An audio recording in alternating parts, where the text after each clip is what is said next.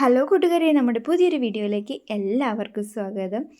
രാവിലെ തന്നെ റോഡിൻ്റെ വീഡിയോ എടുത്തിരിക്കുന്നത് എന്താണെന്നല്ലേ, ഇതിലെയാണ് കൊയ്ത്ത് മെഷീൻ വരുന്നത് കേട്ടോ.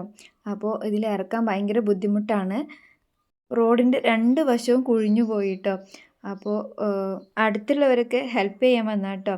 അടുത്തുള്ളവർ എന്ന് പറഞ്ഞാൽ ഏട്ടൻ്റെ കുടുംബക്കാരൊക്കെ തന്നെയാണ്.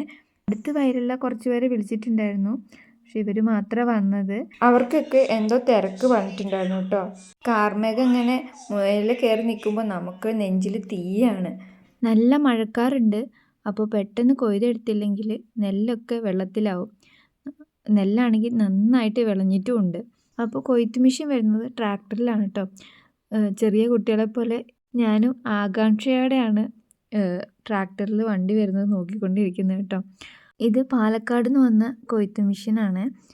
അവരുടെ തന്നെയാണ് ട്രാക്ടറെന്ന് തോന്നുന്നു കേട്ടോ. അപ്പോൾ ട്രാക്ടറിന് മെഷീൻ ഇറക്കുന്നതാണ് കേട്ടോ ഇത്. മിക്കവാറും മക്കൾ ക്ലാസ്സിൽ പോകുമ്പോഴാണ് ഇങ്ങനത്തെ സംഭവങ്ങൾ ഓരോന്നുണ്ടാവുക കേട്ടോ.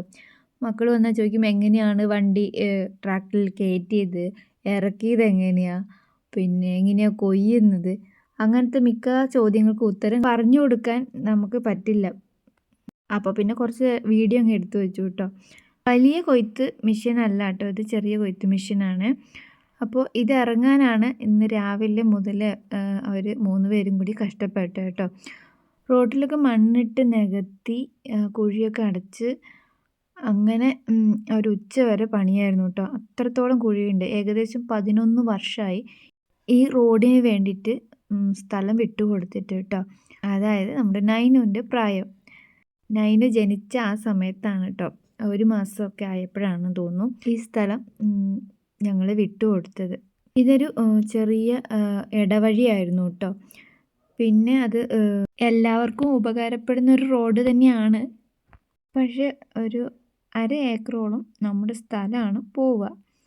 അതുകൊണ്ടാണ് ഇതുവരെ അത് വിട്ടുകൊടുക്കാത്തത്.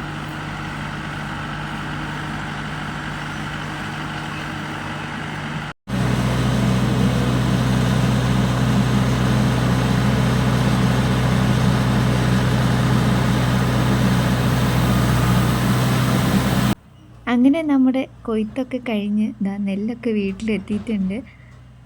ഞാൻ പിന്നെ വയലിലേക്ക് പോയില്ല. ആദ്യം കൊയ്തത് നമ്മളുടെ നെല്ല് തന്നെയായിരുന്നു കേട്ടോ. അതുകൊണ്ട് മഴയ്ക്ക് മുന്നേ നമ്മുടെ നെല്ല് വീട്ടിലെത്തുകയും ചെയ്തു. അപ്പോൾ ഇന്നത്തെ വീഡിയോ ഇത്രയേ ഉള്ളൂ. വീഡിയോ ഇഷ്ടപ്പെടുകയാണെങ്കിൽ ലൈക്ക് ചെയ്യാനും കമൻറ്റ് ചെയ്യാനും സബ്സ്ക്രൈബ് ചെയ്യാനൊന്നും മറന്നു പോകരുത്. പുതിയ വീഡിയോ ആയിട്ട് വീണ്ടും കാണുന്നവരേക്കും ബൈ ബൈ.